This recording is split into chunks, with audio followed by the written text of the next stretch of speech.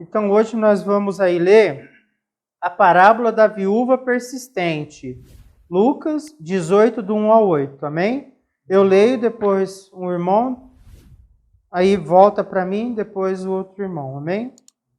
E contou-lhes também uma parábola sobre o dever de orar sempre e nunca desfalecer. Irmão Francisco. E contou-lhes também uma parábola sobre o dever de orar sempre e nunca desfalecer. Dizendo: havia numa cidade um certo juiz, que nem a Deus temia, nem respeitava o homem. Dizendo: havia numa cidade um certo juiz, que nem a Deus temia, nem respeitava o homem. havia também naquela mesma cidade uma certa viúva, que ia ter com ele, dizendo: faze-me justiça contra o meu adversário. Havia também naquela mesma cidade uma certa viúva que ia ter com ele, dizendo: faze-me justiça contra o meu adversário. E por algum tempo não quis atendê-la, mas depois disse consigo: ainda que não temo a Deus, nem respeito os homens. Pode ler, irmão. No 4. E por algum tempo não quis atendê-la, mas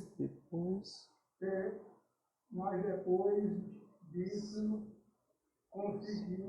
consigo, ainda que não temos a Deus, nem respeito os homens. Todavia, como esta viúva me molesta, hei de fazer-lhe justiça, para que enfim não volte e me importune muito. Todavia, como esta me molesta, hei de fazer-lhe justiça, para que enfim não volte e me importune muito. E disse o Senhor: ouvi o que diz o injusto juiz. E disse o Senhor: ouvi o que diz o injusto juiz. E Deus não fará justiça aos seus escolhidos, que clamam a Ele de dia e de noite, ainda que tardio para com eles. E Deus não fará justiça aos seus escolhidos, que clamam a Ele de dia e de noite, ainda que tardio para com eles. Que clamam a Ele,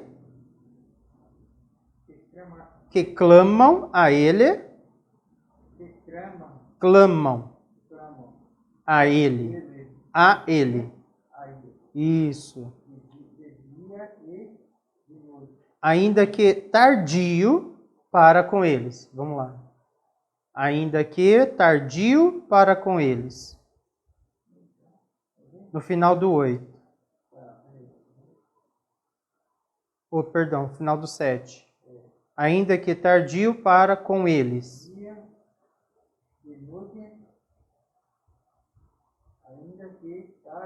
Tardio para com eles. Amém. Digo-vos que depressa lhes fará justiça. Quando, porém, vier o Filho do Homem, porventura achará fé na terra? Digo-vos que depressa lhes fará justiça, quando, porém, vier o Filho do Homem, porventura achará fé na terra. Amém. Nós vamos ler como complemento aí, Êxodo 22, do 21 ao 24. Eu peguei do 21, mas a minha intenção era o versículo 22, porém ia ficar muito isolado, então eu peguei do 21 ao 24. Verso 21. Não maltratem, nem oprimam o estrangeiro, pois vocês foram estrangeiros no Egito. Pode. Não maltratem, nem oprimam o estrangeiro, pois vocês foram estrangeiros no Egito.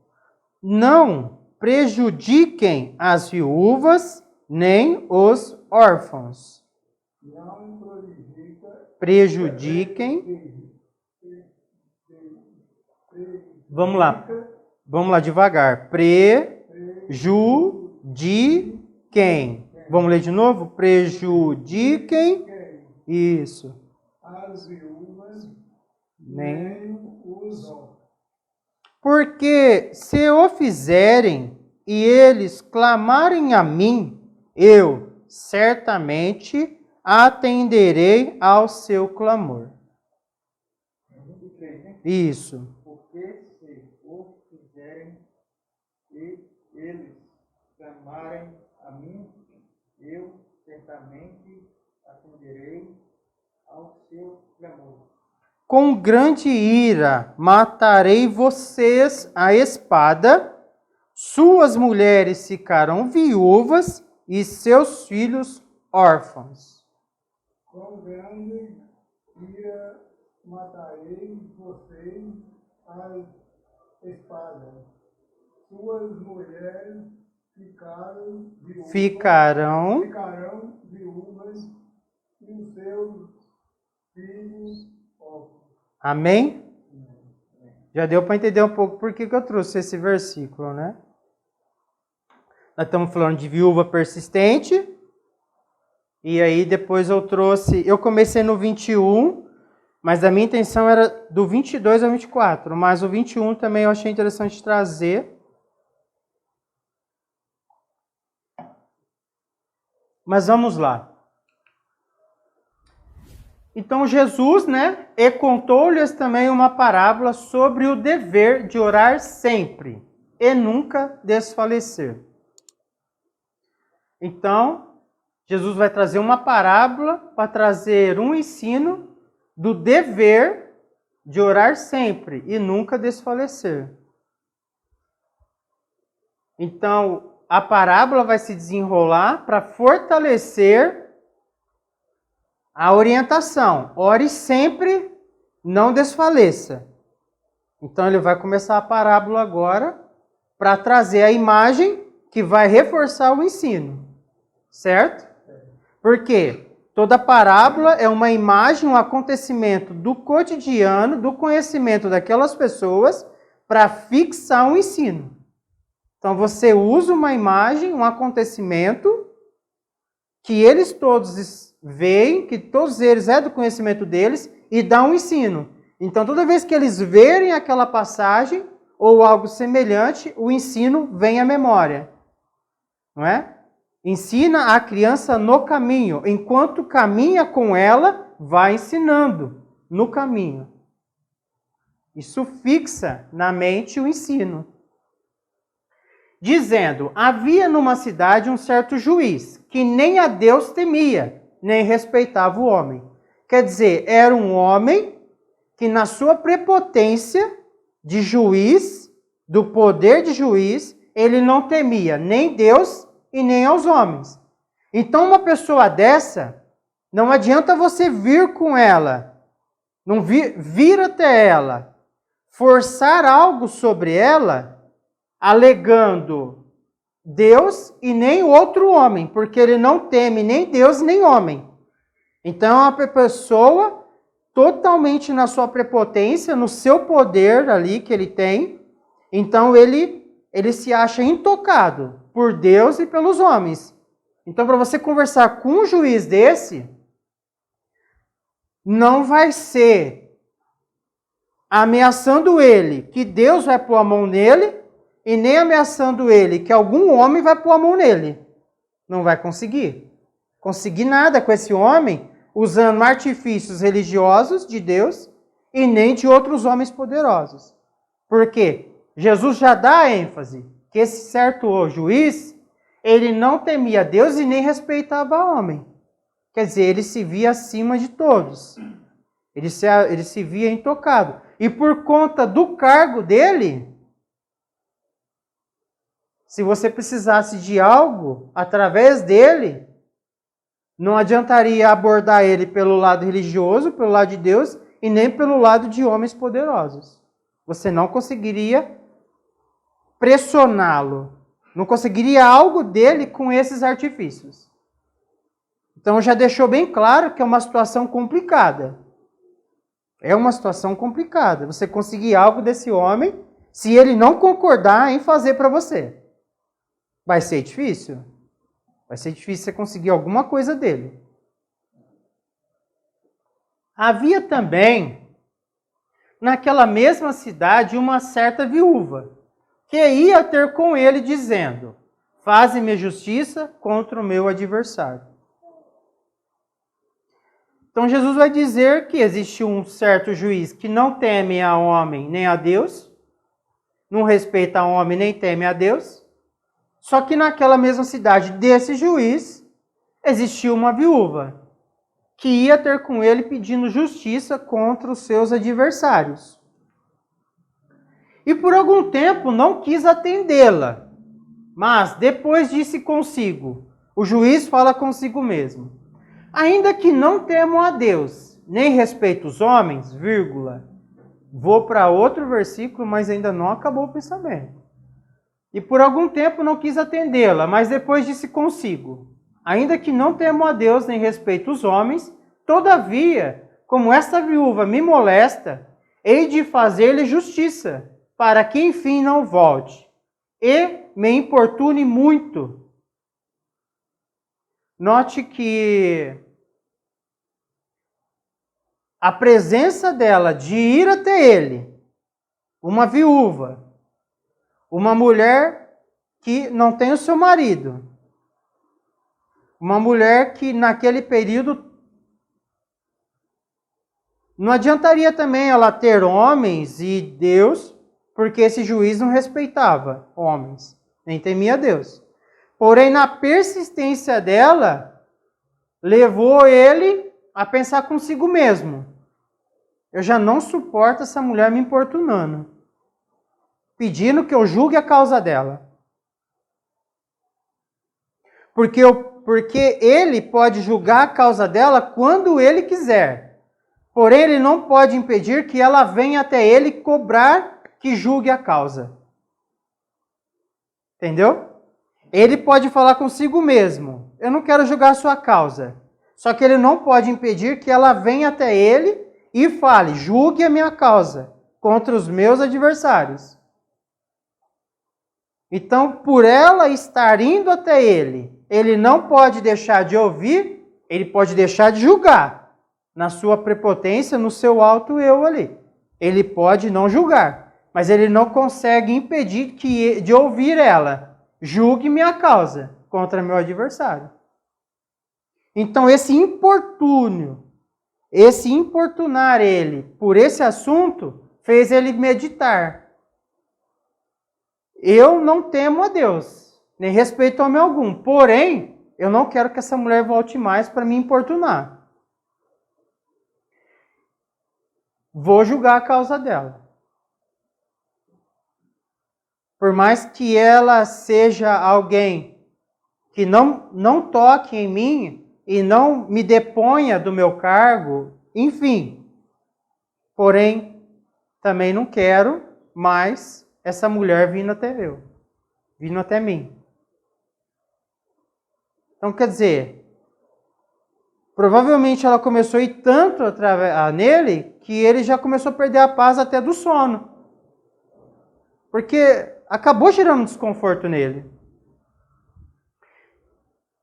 Então, nós começamos a parábola com Jesus falou, e contou-lhes também uma parábola sobre o dever de orar sempre e nunca desfalecer. Então ele entra nessa parábola de uma mulher que vai insistentemente até um homem que não teme a Deus nem respeita a homem algum. Então essa mulher vai insistentemente até ele pedir para que julgue a sua causa contra seus adversários. Então ele começa a parábola sobre o dever de orar sempre. Então ele entra na parábola e agora ele volta para o ensino. E disse o Senhor Jesus: ouvi o que diz o injusto juiz, que ele, mesmo que não tema a Deus e nem respeite o homem, para que ela não importune ele mais, ele vai atender ela. Então ele fala, e Deus não fará justiça aos seus escolhidos, que clamam a ele de dia e de noite, ainda que tardio para com eles. Para quem? Para com os seus escolhidos. Lembrando que nós já tivemos parábolas falando, muitos são chamados e poucos escolhidos. E os escolhidos são os que estão de lombo cingido, com as suas lâmpadas acesas, não é? Pessoas que estão andando, estão na presença de Deus. Não colocou aqui justiça aos seus chamados, pois aqui justiça aos seus escolhidos. Porque escolhido, quando começa a clamar, a oração chega. Entende? A oração dele não é bloqueada. Então essa oração chega, vai chegando lá. Então, e Deus não fará justiça aos seus escolhidos que clamam a ele de dia e de noite, ainda que tardio para com eles, quer dizer, na visão humana é tardio. Mas Deus fará justiça, porque é uma afirmação negativa, é uma interrogação negativa, né? E Deus não fará justiça?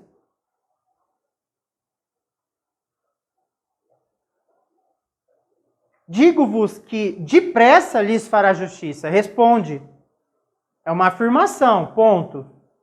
Digo-vos que depressa lhes fará justiça.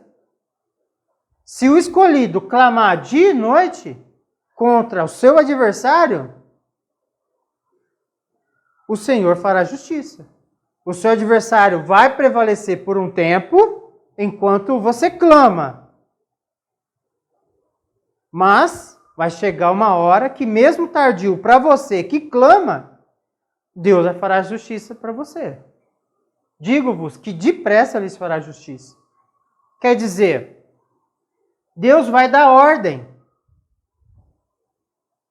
Não deu ordem para o anjo descer e responder a sede que Deus pôs em Daniel para saber a revelação da visão? O anjo, quando chega em Daniel, ele fala que teve um problema com uma potestade e que precisou o arcanjo intervir para que ele chegasse até Daniel. Porém, ele saiu de lá no primeiro dia que Daniel clamou. Então, quer dizer, é tardio para nós por quê? Porque às vezes a resposta vem e precisa passar por barreiras. E existe todo um sistema hierárquico que precisa ser respeitado. Que é só homem que desrespeita a hierarquia. Nem diabo e nem anjo, arcanjo, querubim, serafim, nenhum ser espiritual desobedece a hierarquia. É só homem que desobedece a hierarquia. E paga preço muito alto com isso. Porque lá em Daniel diz que o anjo saiu com a resposta de Deus. Só que quando ele bate numa potestade que aquele cargo deveria ser combatido por um arcanjo, ele precisa voltar. Falou, eu tenho uma resposta aqui para Daniel. Ele está clamando de dia e de noite. Só que tem uma potestade ali que eu não tenho autoridade para guerrear com ela. Eu não sou o meu chamado não é para isso. Então o arcanjo vem com ele, guerreia, libera a passagem e ele chega até Daniel. Então para Daniel são 21 dias. Só que a resposta sai no primeiro. Entende? Então para nós é tardio, mas a resposta já saiu de lá já. A bênção já a ordem da bênção já saiu. Mas é tardio para nós, porque tem que passar pela hierarquia, e é só homem que não respeita a hierarquia. Porque ser celestial, independente do bem e do mal, respeita a hierarquia. Quando, porém, vir o Filho do Homem, porventura, achará fé na terra? É uma pergunta. Por quê? Escolhido tem fé. Precisa continuar clamando de dia e de noite com fé que Deus fará justiça contra o seu adversário. Por quê? Nós, de tempos em tempos, não é só esse momento que nós estamos vivendo. De tempos em tempos, o ciclo acontece. A fé, ela esfria. O amor se esfria. Por conta que é assim, Deus dá uma vitória. O período de juízes, ele revela muito isso. Deus dá uma vitória para o seu povo. Com aquela vitória, o povo ele fica abastado, ele fica bem financeiramente. Durante o período bem financeiramente, ele acaba colocando os objetos e as conquistas e o dinheiro no lugar de Deus, no trono de Deus, no espaço de Deus. Então, diante disso, Deus permite que o adversário cresça e venha sobre o povo de Deus. Para que o povo de Deus retorne o seu coração para Deus. Então, esse período que o povo de Deus é castigado pelo inimigo é para que o povo de Deus se volte o seu coração, volte a clamar contra o seu adversário, se volte para Deus. Por quê? Porque Deus não quer perder seus escolhidos. Então, existe um período determinado para que o adversário prevaleça. Então, Deus levanta um libertador e agora esse libertador começa um processo de libertação até que o povo de Deus tenha sua vitória. Isso é um ciclo desde quando o mundo é mundo. Você pode ler a Bíblia lá no começo, você vai ver isso. Principalmente ali quando, depois do êxodo para cá, fica muito evidente isso. O povo abastou, ficou bem, o adversário está derrotado, porém não está exterminado. O que é isso? Derrotado e não exterminado.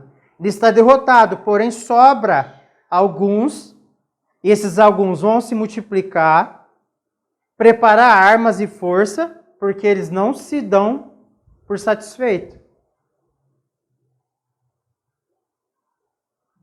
O que aconteceu quando Abraão foi com os seus homens libertar Ló e automaticamente ele liberta o povo que tinha sido cativo ali, não é? Sodoma e Gomorra é vencida, as pessoas são levadas, só que essas pessoas está Ló, filho, sobrinho de Abraão. Então, Ló faz uma expedição com homens, tem vitória. O que motiva ele ir para libertar o povo é seu filho Ló. Porém, ele vai para buscar libertação de pessoas, não para adquirir riqueza. Porém, ele volta com as pessoas e com os despojos, com as riquezas. Quando os reis de Sodoma e Gomorra chegam até Abraão, fala assim: eu quero só as pessoas, pode ficar com ouro, a prata, os despojos. É uma figura muito transparente do que Satanás fala. Eu quero as pessoas. Porque todo ouro e toda prata e todas as riquezas é de Deus. Isso nem meu é. O que eu faço é só pegar e administrar. ficar transferindo de pessoa para pessoa, colocando pessoas na gaiolas com ela. Sabe quando você quer pegar um pássaro, um animal, que você prepara a armadilha e coloca algo que ele quer debaixo? E muitas vezes você não baixa a armadilha na primeira vez e no primeiro dia. Porque às vezes ele leva um bando junto na terceira ou quarta vez. Então a pessoa entra na armadilha, tem aquilo que quer, sai. Entra, tem o que quer, sai. Daqui a pouco ele vai e busca mais. Entra e sai. Aí daqui a pouco esses que entrou e saiu, vai lá e busca mais. Até o dia que ele fala assim, agora compensa eu baixar a armadilha. Porque agora eu tenho o que compensa para encher essa armadilha. Eu tive trabalho para preparar a armadilha, não é para pegar um, é para pegar um grupo. Entendeu? Tem gente que vai pegar passarinho, não leva um outro passarinho. E aí, no outro dia, volta com o outro. E todo dia ele volta com mais um. Porque ele levou um. Não foi? É desse jeito.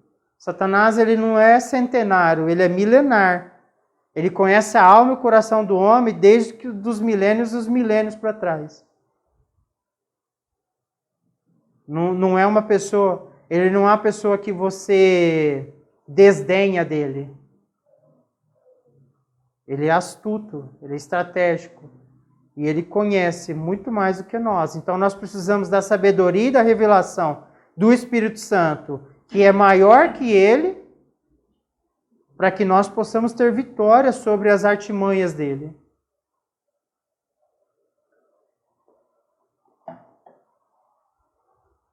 Bom, aqui nós finalizamos essa parábola. Como nós temos aqui uma viúva, eu trouxe esse texto de Êxodo. Porque o que aconteceu na parábola? A viúva começou a importunar. Tipo assim, acaba sendo a imagem dos escolhidos de Deus, clamando de dia e de noite a Deus contra seu adversário. Eu entendo assim, que a figura da viúva é a figura dos escolhidos. A viúva vai todo dia até o juiz pedir justiça com seu adversário. E os escolhidos de Deus vai de dia e de noite clamar a Deus contra seus adversários também, para que Deus dê vitória. E justamente em Êxodo traz para nós o que acontece.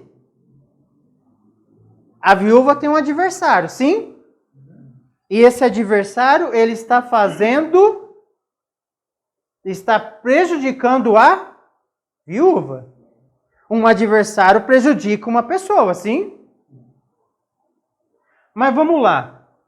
Eu trouxe o verso 21 também. Não maltratem, nem oprimam o estrangeiro, pois vocês foram estrangeiros no Egito. Vocês foram oprimidos e maltratados no Egito, como estrangeiro. Não paguem mal por mal. Não façam como era feito no Egito contra vocês. Não façam. É porque você virou crente que agora você vai pagar com a mesma moeda quando você estava ali cativo ali no mundo ali, com a sua visão fechada, com o seu entendimento fechado, sendo maltratado. Não maltratem os que estão fora, os que, não é? Que agora estão na condição que antes você esteve. Por quê? Enquanto a primeira geração lembra dos maus tratos, a partir da segunda pode não lembrar. Então Deus deixa escrito a lei. Entende? Vocês vão morrer e vão esquecer. E os seus filhos têm que lembrar disso. Então vou deixar escrito a lei. Aí vai falar, não prejudiquem as viúvas nem os órfãos. Porque se o fizerem e eles clamarem a mim, eu certamente atenderei ao seu clamor. e como consequência, eu virei com grande ira, matarei vocês, aqueles que prejudicou as viúvas e os órfãos, matarei vocês à espada, suas mulheres ficarão viúvas e seus filhos órfãos. O que eu entendi é que ele está falando para homem. Novamente, o que eu sempre venho falando. A figura do homem, o cabeça, para que ele não atraia maldição sobre a sua família. Não atraia maldição sobre a sua casa. É o que eu vejo aqui. É Deus falando para homem. Porque se eu mato o homem à espada, a sua mulher fica viúva e seus filhos ficam órfãos de pai. Porque quem traz o sustento, principalmente nessa época, hoje, eu tenho que me transportar para o tempo que o texto foi escrito. Porque hoje nós vivemos uma outra realidade. Por conta da covardia do homem, Deus teve que permitir que a mulher buscasse seu sustento, sustentasse seus filhos. Por conta de estar se multiplicando a covardia do homem, a falta de responsabilidade dele com a sua casa, com os seus filhos. Então eu preciso ir para o tempo do texto. Nesse tempo, o homem trabalha, o filho homem, depois de um certo tempo, acompanha o pai, para que as tarefas dele, a experiência dele passe para o filho, para que o filho dê continuidade. A filha mulher fica com a mãe, para que a mãe forme ela como mulher, porque você tem uma cultura disseminada. O homem espera que a mulher faça essas tarefas e aquela, e a mulher espera que o homem faça as suas tarefas. Entende? Eu estou indo para o contexto do texto. Eu não posso pegar o meu contexto hoje e inserir no texto, porque não vai dar certo a interpretação. Não posso. E é o que Deus espera, né? É o que Deus queria, não é? Que o homem seja o cabeça do lar, seja o provedor, seja o protetor, que seja responsável com a sua esposa e com seus filhos. É o que Deus fez. A Bíblia diz que Deus fez o homem do pó da terra. Fez ele como origem. Jesus vem em sexo masculino, homem. Jesus chama 12 homens para se iniciar a igreja. Existiam mulheres que ajudavam, contribuíam, estavam junto, mas não chamou elas como apóstolos, enviados. Isso é coisa que Deus reservou para o homem, sexo masculino. Origem. A mulher, ela vem da origem, ela não é feita. O homem é feito do pó da terra, soprado o espírito como ser vivente, mas quando Deus faz a mulher a auxiliadora idônea, ele faz a mulher para uma outra função. Por quê? Se o homem tiver que fazer todas as funções de uma família, não dá, fica pesado. Uma casa com filhos fica pesado para uma pessoa só. Fica pesado. Você consegue? Consegue, mas fica pesado. Você buscar sustento, dar atenção, educar, limpar, passar, fazer todas as tarefas de um lar. E outra, a balança ela fica desequilibrada. A balança fica desequilibrada para a criança e para você também. Por quê? Do outro lado não tem nada naquele prato. Fica tudo aqui nas tuas costas. Então, a solução não é o extremismo. A solução é buscar o equilíbrio das duas partes. É que nem um avião. Um avião não decola só com o comandante e um avião não decola só com o primeiro oficial, que é o copiloto. Não decola só com um. Decola com dois. Porque os dois precisam trabalhar harmoniosamente para que esse avião decole com tudo o que tem que acontecer antes da decolagem. Os dois trabalham. Então, os dois trabalham para que o avião decole em plena condição de voo. E depois os dois trabalham harmoniosamente para que o avião continue no ar. E os dois trabalham harmoniosamente para que ele pouse novamente e que todos saiam vivos e que esse avião esteja em condição de novo para se levantar voo.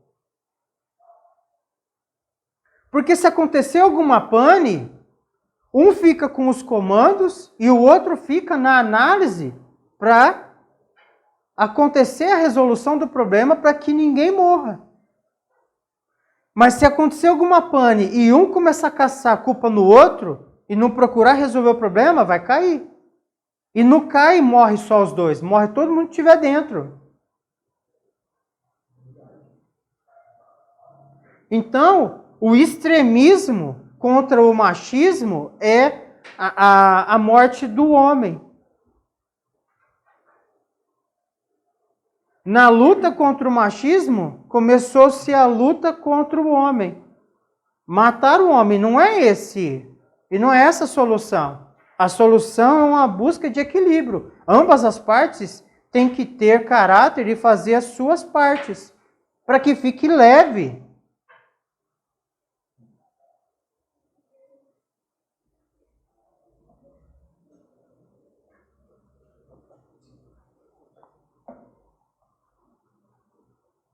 Então, eu queria trazer essa questão, e para mim isso aqui não é só para pessoas que se entendem como filho de Deus. Para mim isso aqui é coisa que está sobre todas as pessoas. Sobre qualquer viúva, sobre qualquer órfão. Se prejudicar esse tipo de pessoa na sociedade, órfão e viúva, e eles clamarem a Deus, Deus virá. Então, isso aqui para mim não é só para o povo de Deus, não. Isso aqui para mim, essa regra, ela está sobre o mundo. Quem prejudicar uma viúva e um órfão, essa viúva e esse órfão clamar a Deus, terá consequências muito sérias sobre a sua vida. Jesus fala dos fariseus que assaltam as casas das viúvas. Ai de vocês, que assaltam as casas das viúvas, prejudicando viúva. Ai de vocês. Ai de vocês. É sério. Agora vamos ler aqui um pouquinho dos comentários desse livro a respeito dessa parábola. Essa parábola é uma parte do discurso anterior, portanto, vemos que a oração é prescrita como um remédio para que ninguém esmoreça nos difíceis dias vindouros. Estamos em dias difíceis. Fazemos uma reunião de oração para ver se um fortalece o outro, um ajuda o outro, mas poucas pessoas aderem a isso. Poucas pessoas aderem a esse remédio, porque o remédio ele pode ser usado para combater algo ou também para que algo não prevaleça sobre o seu corpo e chegue em proporções maiores. Que nem uma pequena inflamação, você vai usar um anti-inflamatório. Algo maior, você já vai usar um antibiótico. Então, se você tratar com anti-inflamatório, às vezes você não chega no antibiótico. Porque quando chega no antibiótico, o negócio é sério. Porque se ali você não tratar, toma todo o corpo e você vai embora. As palavras traduzidas como faze-me justiça não significam vingar, mas garantir justiça. Mas que chance uma viúva indefesa teria de obter justiça de um juiz que não temia a Deus e não respeitava o homem? A única arma da viúva era a importunação, a persistência. A referência do juiz à sua contínua vinda indica que ele estava convencido de que ela nunca pararia de importuná-lo até que seu pedido fosse atendido. Ela simplesmente não pararia de pedir até que o seu caso fosse tratado de forma justa. Lembra da mulher Cirofenícia? Que ela começa a vir atrás de Jesus, clamando que ele liberte a sua filha dos demônios. E os discípulos falam: manda essa mulher embora, Jesus. Ela está importunando já faz muito tempo. Ela não desiste. E Jesus para e conversa com ela, e ela clama a ele pela filha. E ele fala: mulher, eu não vim para vocês. Eu vim para os judeus. Não convém deitar o pão dos filhos aos cachorrinhos. Chamou a mulher de cachorro. E a mulher não desistiu. E ele falou: a tua fé te salvou, vá em paz. E registra que a filha dela foi liberta dos demônios.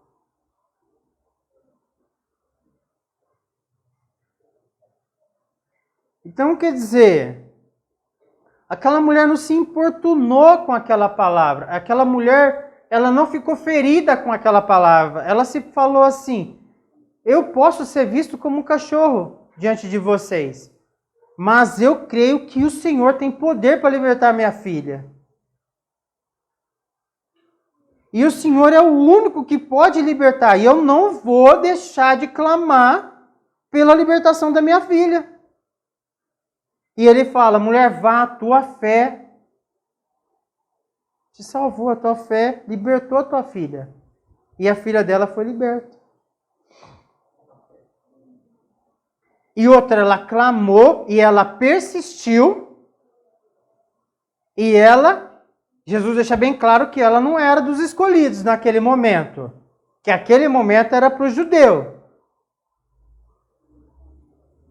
Que não convinha fazer nada por ela.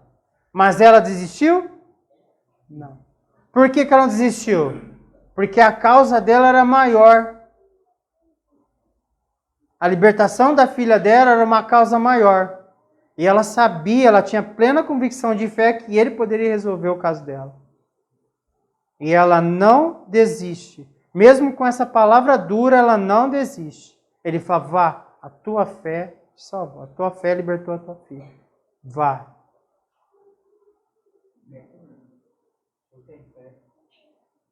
Não só fé. Tanto é que Jesus falou, na volta: quando, porém, vier o Filho do Homem, porventura achará fé na terra?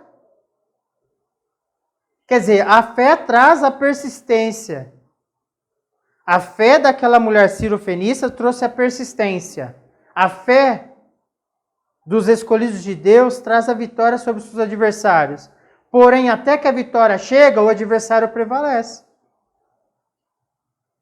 Sim? Porque ele só persiste porque o adversário está prevalecendo. Então ele começa a aclamar justiça a Deus. O meu adversário está prevalecendo sobre mim. Então Deus envia a resposta.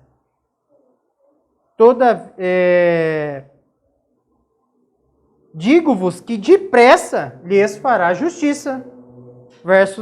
Verso 8. Que depressa lhes fará justiça.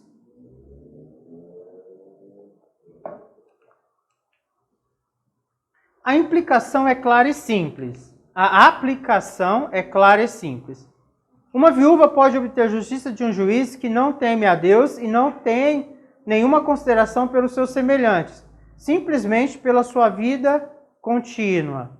Quanto mais deveria um cristão ter fé e crer que um Deus justo, bom e amoroso responderá às suas orações, embora ele possa demorar, ou seja, embora às vezes pareça que a resposta demora aos nossos olhos. Depressa lhes fará justiça, ou seja, subitamente, inesperadamente, mas não necessariamente quando eles pensam que a resposta deve vir, que foi o exemplo de Daniel. A resposta sai no primeiro dia de clamor de oração. mas tem que respeitar todo o sistema hierárquico até que chegue a ele. Então nós precisamos respeitar esse tempo. Um pouco difícil, não é? Amém? Amém. Aqui eu finalizo. Alguma coisa ministrou no coração dos irmãos? Bom, tem certas coisas. Aqui a parábola deixa claro que é uma persistência por justiça contra os seus adversários. Tem algumas coisas que eu peço em oração, mas eu não... Pode deixar, irmão. Eu não fico muito em cima, não, porque eu tenho medo de começar a pedir muito algo e não estar no coração de Deus. Então tem certas coisas que eu peço por um período, porque se não tiver no coração de Deus e se não for para mim, não é? Mas a parábola traz que é justiça, não é? É uma justiça contra o adversário. Então, eu quero deixar aqui esse ponto de reflexão, né? Todavia, como essa viúva me molesta, hei de fazer a justiça. Deus não fará justiça aos seus escolhidos? Quer dizer, a viúva ela está clamando por uma justiça contra o seu adversário. Então, contra nosso adversário, temos que clamar dia e noite. Mas se nós começarmos a clamar dia e noite algo que não seja um adversário que está contra nós prevalecendo, e não prevalece a nossa vontade, eu repenso se eu vou continuar clamando aquilo, porque pode ser que Deus não me deu aquilo naquele momento porque eu não estou preparado. Então aqui eu deixo essa meditação, essa reflexão. Amém? Amém.